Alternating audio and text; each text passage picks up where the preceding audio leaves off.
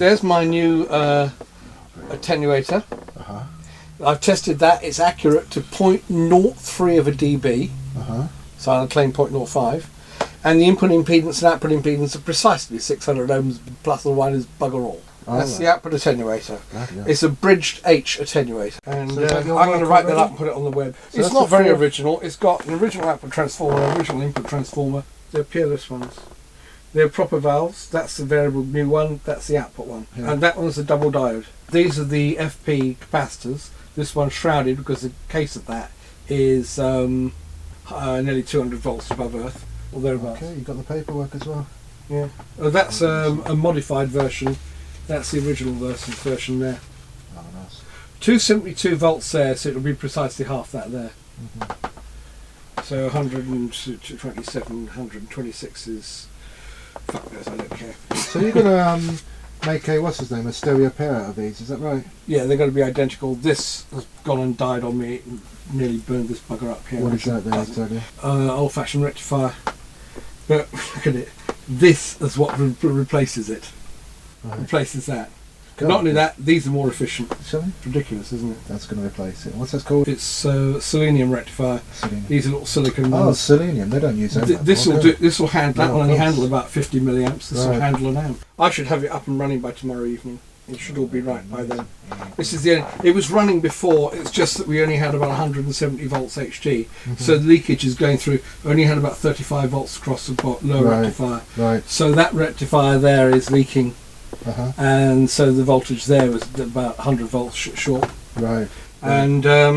And then it started to smoke, and I switched it off quickly. I'm just wondering what the fuse should be. It says half an amp there. I'm just wondering why the fuse didn't blow. You want a 436C if you can get it. TVC 1 amp. That's right. It's the wrong bloody fuse. That's why. No wonder the fuse didn't blow. It's the wrong one. It's one of the things I haven't checked and changed. There's a mod. That's the release control. Oh, sorry, the attack control rather. That's the original release control, and that's the DC threshold. So that's the mod. There you go. I'll put that on there. Is that an EMI mod? Yeah, I don't know who it was. These are the mods here. That's the triode balance, and that's the zero on the meter there. It took me ages to figure out where to put those. That's my little mod for the Sauter transformer. It's a Sauter transformer, about 130 odd pounds.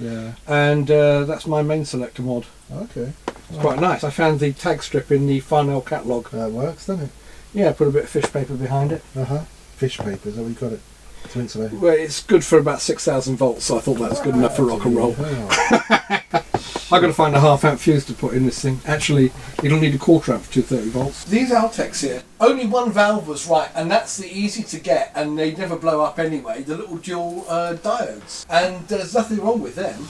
Both the other valves have been substituted with ones which aren't going to do the job. I mean, what is the point of replacing a variable mu triode with a straight triode? It doesn't work. What's in there? 6386? No, that's solid gold. Now there, I measured this one, and I measured that one as well, because there's great confusion on the net, and they say it's a 10k balance, and it isn't. It's 15k input. There are rumours that it's 60k output, but all I can figure out is that it's a 2.3 to 1 ratio. So there we go. You can get all of these. They're brand new ones. Brand new from CP manufacturer. What are they? Smoothing caps? Yeah, you know, remember I got them for your Dynaco, and same company, Antique Electronics. Oh yes. And they get all these things made, or they either make them or whoever. I don't really care what they do. But they're all brand new and they're all nice, and they supply the little insulating plates as well. That's all brand new. Oh, nice one. How much was that then for that smoothing cap? I'd know about $40, something like that, $40 or $50. I mean, you know, you can't argue with the price. They're the only people who've got them. That's a peerless output transformer. That bit there. Yeah, I've got to find out more details about that.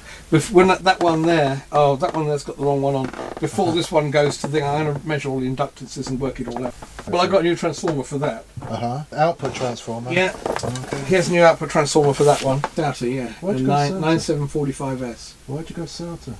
Because they're the only people who make them realistically, and Sauter are good quality. And there's another mains transformer. I modify, I put extra insulation there, so even if people stick their fingers in stupid places. Really? Yeah, well, people. Sauter make complete set of transformers for these, except the input transformer from Sauter is the wrong one. They do a 10k 1 to 1 transformer, and it's not. It's 2.3 to 1.